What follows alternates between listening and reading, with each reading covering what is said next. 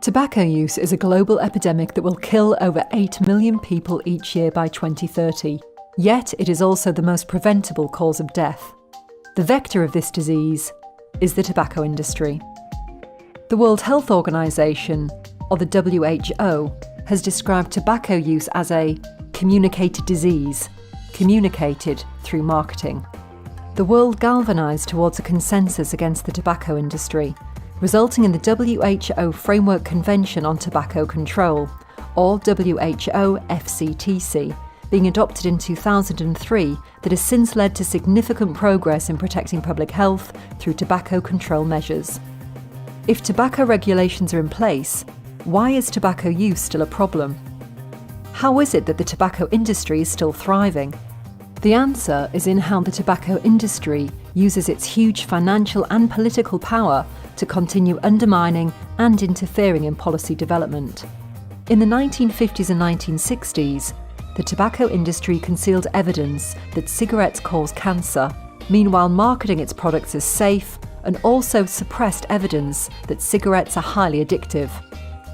In the 1970s, in response to growing public alarm on cancer, the industry spent enormous amounts on disinformation campaigns and propaganda to negate and deflect the science that links smoking and cancer, and focus marketing efforts on women, leading to substantial increases in smoking among women and young girls.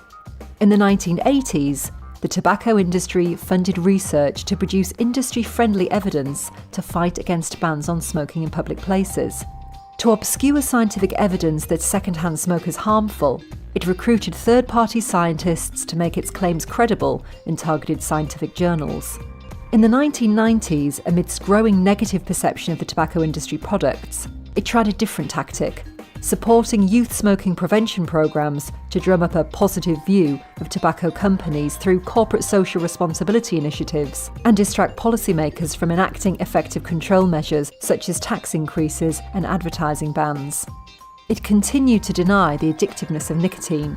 Tobacco executives even swore under oath that nicotine is not addictive, while also suppressing and concealing evidence to the contrary. However, in 1998, major tobacco companies in the United States of America were made accountable for deceiving the public about the harms from cigarettes and their addictiveness.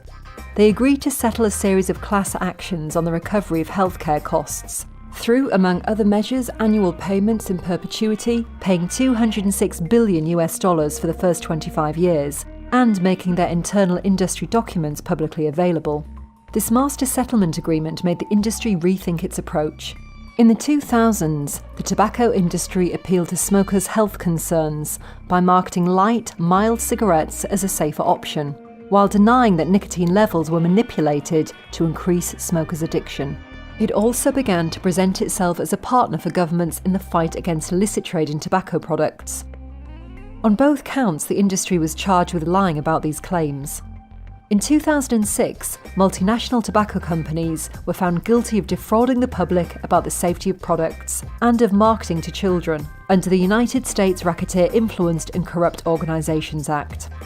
They were ordered to stop deceptive marketing efforts that used descriptors like light and low tar that made these cigarettes sound less harmful.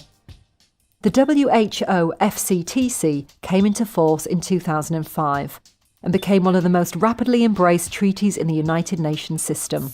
Because of strong government action, countries are starting to see the results with declining tobacco use prevalence, even within developing countries.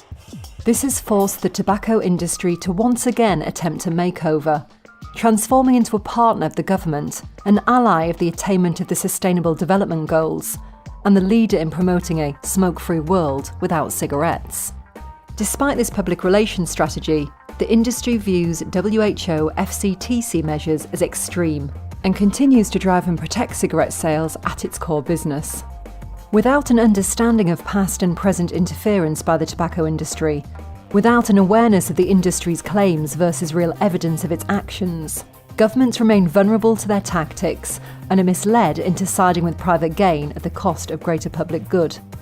It is within this context that issues of transparency, good governance, conflict of interest, and anti-corruption become not only good practice, but life-saving measures.